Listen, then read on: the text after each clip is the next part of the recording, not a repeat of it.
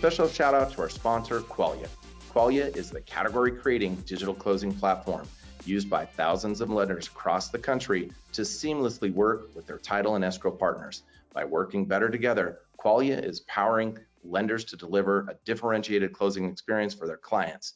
Through real-time communications, closing status updates, and workflow management, Qualia brings lenders together with home buyers and sellers, title and escrow agents, and real estate agents for a secure and seamless closing experience. Qualia is proud to have been awarded the Housing Wire Tech 100 Award for real estate, as well as CB Insights FinTech 250 Award.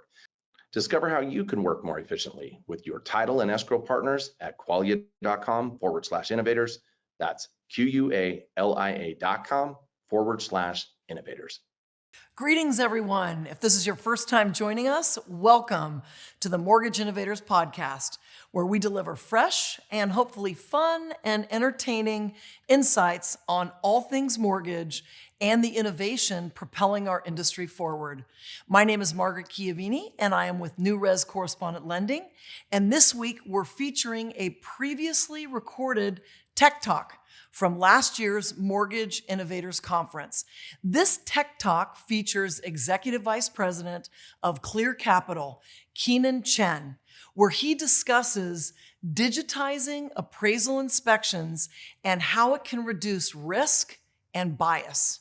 Before we get into it, we want to make sure that all of you know that the Mortgage Innovators Conference this year, called The Power of Innovation, is back in person for an experience you definitely do not want to miss. We can't wait for you to join us May 2nd through the 4th at the Hilton Anaheim. For the latest information on registration and sponsorship opportunities, head to mortgageinnovators.com/conference. That's mortgageinnovators.com/conference. On how digitizing appraisal inspections can reduce bias. My name is Kenon Chen. I'm the Executive Vice President of Corporate Strategy for Clear Capital. And our focus at Clear Capital is on improving lives. That's one of our core values. So this topic is near and dear to my heart in terms of how technology can really help to improve lives. So what I'm going to be covering during this Tech Talk is a little background about the housing market climate, just to kind of orient ourselves, and talk a little about post-COVID and those impacts, and then go into one potential opportunity and solution coming out of this time around digitizing the inspection process, and what has led to that in terms of technology. The revolution and innovation of technology that's made that possible, and then how that actually impacts potential bias within the valuation process. So let me jump right in. I don't need to give you guys, too many slides on the housing market. You're all aware of this, but it's been an incredibly competitive market for everyone. We've got record low housing supply, as we know, and it was interesting to look back over our data from 2019 to now and see really how radical that shift has been in terms of the reduction of supply. And even this year, we haven't even seen the typical seasonal gain we have in inventory from January to now. And so it's incredibly competitive for home buyers. In terms of being able to purchase homes, but it's also a competitive market for lenders. The expectations are really high when it comes to the amount of pressure around the loan process. We've also seen incredible home price appreciation over the past year. Our April report shows almost a 13% year-over-year gain in terms of home prices, and that's driven up concerns about overvaluation, about the potential of overvaluation, and with record levels of home equity being created, there's a lot of focus on the value of properties, and a lot of focus from borrowers and from homeowners trying to understand what value they have in their property. And that's all with the backdrop as well as a conversation, a national conversation on potential bias being in the system. A number of borrowers have raised their hands with concerns around whether there's discrimination and bias as part of the value process. So that's the backdrop for what's been going on. And out of COVID-19, there's been lingering impacts. There's been flexibilities that have been put in place to allow the appraisal process to be more seamless when it comes to increasing capacity, when it comes to the speed of the process, and also promoting social distancing and not allowing appraisers to come into homes where there's concern around COVID. So there's new expectations that have been set that credible appraisals can happen without the appraiser visiting the home, whether that's exterior appraisals, desktop appraisals, and also the homeowner being involved in gathering that inspection data. Waivers have been the norm. What we've seen is an incredible growth in the percentage of appraisal waivers for non-cash out refis. According to Recurgence data, we see that be almost 70%, 68% or so on average. Whereas with purchases, also the waiver percentage has increased, but not to the same extent. We're at around an average of 12% for waivers when it comes to purchases. And that lower waiver percentage, as we move into a market of record purchase volume expected in 2021, that lower waiver percentage will drive the need for other options because we're going to see more appraisals as a percentage of loans. The FHFA has responded to this market in a couple ways in calling for information on appraisal modernization and calling for a response from the industry. And they asked for how we're considering new ways to approach capacity and the constraints around the number of appraisers available to handle all of the demand, around new ways to approach lender tools and the tools that are given to lenders to deal with understanding valuation during this time. And then also new ways to approach the topic of racial bias and whether that is a growing part of the process, something that needs to be addressed. The director of the FHFA has this quote: "Modernizing the appraisal process has the potential to create a more streamlined and accurate collateral valuation process, but if it's not properly adopted, it can have negative unintended consequences." So all of this this climate is actually fueling innovation, fueling the opportunity to move forward. So I'm going to focus on one particular aspect of this, which we call the digital inspection, as an opportunity perhaps to respond to all three of those topics: the need for greater accuracy, the need for greater speed and capacity, but also the ability to reduce potential bias. So what is the digital inspection? Well, the way that we describe it is that it's really home data being captured digitally with a mobile device right at the home or right at the property. The traditional method is that photos are perhaps taken, a clipboard is used to write down information about the home, or information is sourced from other places. But what we're talking about is as much as possible capturing the physical home digitally right from the beginning, right at the property. And this can be done to produce automated floor plans. There's been a number of companies that have developed 3D capture processes that capture the home, and even having a complete digital twin of that home, so you see both the inside and outside in a digital format. And that technology was created so that it becomes easier for not only the people viewing the home to see it in a virtual manner, but also so that technology can help guide that process to ensure that all of the data that's needed is captured in the right format. The traditional process and the digital process have some specific differences when it comes to, number one, accuracy. What we've seen in the traditional process is that there's certainly a standard out there for how inspections should be done, but perhaps it's applied in an inconsistent way. There's different techniques that people have or preferences. Sometimes it's rounding up to the foot or to the inch when it comes to measurement. But in the digital world, with technology, we have the opportunity to make that a standardized principle. The fidelity of the home, often with traditional appraisals, just the exterior walls are captured on the sketch, so there's minimal visual detail. But in a digital inspection, there's the opportunity for it to be an in-depth visual with high fidelity, even on the sketch, things like interior walls and fixtures being present.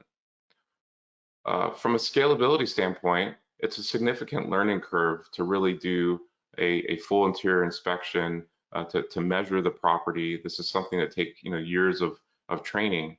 But in the digital world, it's possible that anyone with a smartphone could quickly learn how to do this. That would be the ideal situation. And then in terms of integrity, we've seen over the past year with COVID a number of homeowner apps to have the homeowners provide information on the inspection. But there's been concern around, is anyone gaming the system? What sort of anti-fraud tools are present? With the digital process, it's possible to put in anti-fraud tools so that data can be safely collected by anyone. So there's been a number of advances within technology that have perhaps made this digital inspection process much more attainable. We saw a few years ago with Matterport introducing their 3D capture camera that was extremely expensive. That was $3,400. I think the Pro 2 now is about $3,400. Has to be on a tripod, but provided pretty amazing fidelity in terms of capturing the whole home in 3D. That evolved to Ryco having cameras now more consumer focused, about $300. Also, you still need a tripod to really capture the home effectively, but a lot more attainable. But now advances have been made right within the smartphone using techniques like LiDAR to make the process really attainable by anyone that already has a phone to capture the whole home in a digital format. And I didn't put a price. We all know the iPhone is somewhat expensive, but chances are people already own a smartphone that has this capability. So within the phone, there's pretty amazing features that would help someone capture the property in the digital format. Again, LiDAR, GPS, a gyroscope, compass, all of these things help orient a phone to know where it's pointing and where it is in the home to be able to put some reference points to the imagery. And then with the processing power of modern phones, that data can be captured in great fidelity and in great detail, so that imagery could then be processed by photo AI and machine learning techniques to actually be able to get accurate measurements, accurate rendering of fixtures, interior walls. All of that is now possible right from your phone. In fact, hybrid appraisals have driven this push of innovation to be able to adopt some of this technology right now, not waiting for the future, but right now. The increased scope of a hybrid appraisal process, the property data collection needs to include more data and more inputs so that the home can be brought virtually back to the appraiser at their desk. There's also increased requirements around the standardization of that data and how those data points are submitted to different interested parties like the GSEs. And then because some of the goals of hybrid appraisals are really around increasing capacity in the industry, that means bringing other workforces besides appraisers into the process, like in our case, we use real estate agents and brokers, but training those other workforces is important to maintain the same level of quality. And so using mobile apps to guide them through that process has become something that's, again, pushed that innovation. What we found is that the results of these new processes, the results of digital inspections have been extremely successful. We use Kubicasa as our digital inspection technology to scan the home and produce a floor plan. And we've actually seen less variance between multiple people visiting the same home than we see with the traditional process. In cases of significant variance in terms of gross living area, we've seen no cases of significant variance for gross living area, even though we do see that happen with the traditional process. So there's actually the opportunity for this to actually be more accurate than what we expect today. So how does all of this affect bias, or at least the potential of bias? First, let me give some more information on what do I mean when I talk about bias. And in this case, I'm talking about the opportunity for there to be a racial bias in the process that could be impacting the accuracy of a value. First of all, there's systemic bias. There's really three different categories of bias to add a little background here. There's systemic bias, which is widespread continued impact from things like previous housing policies. Redlining being an example of that, and that impact would also be present perhaps over many years, and then within the data itself.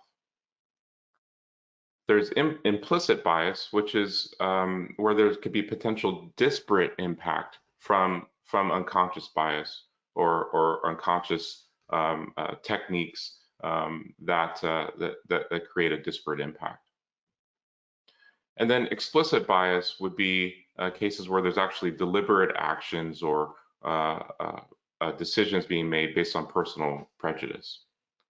In all of these cases, we found that the one thing that's important is increasing the accuracy and the fidelity of data so that the things that are really the facts remain the facts, and that raises the hurdle for potential bias.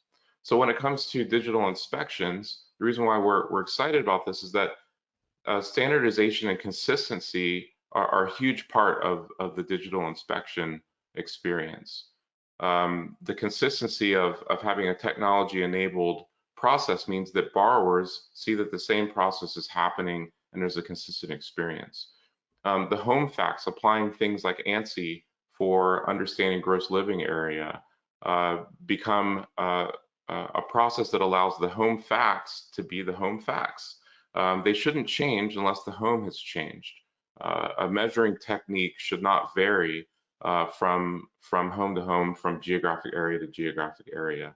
And using technology helps to standardize that, as well as the actual capture and the results of that can be shared and be more transparent, where it's clear what was considered for gross living area and what wasn't. In the case of this picture, the red area was not considered for gross living area based on our current standards.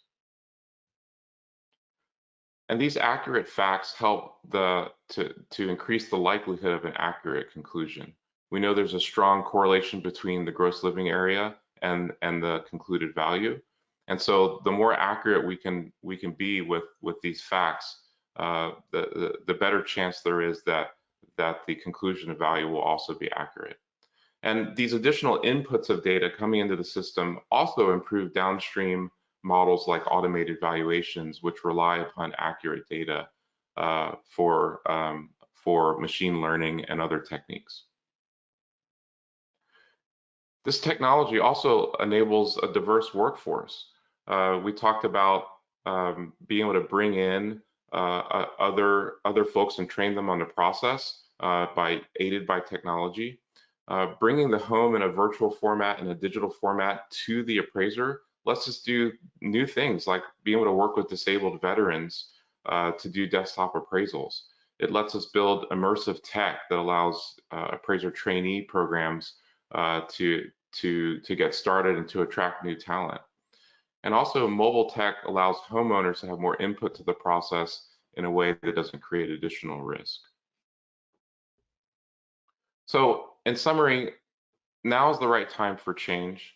The technology is here not only to help with the current market climate. There's a great quote of never letting a good crisis go to waste. And I think this is one of those instances where the need for capacity, the need for accuracy is fueling this innovation. That innovation is available to us now, right within our pocket, right within our phone.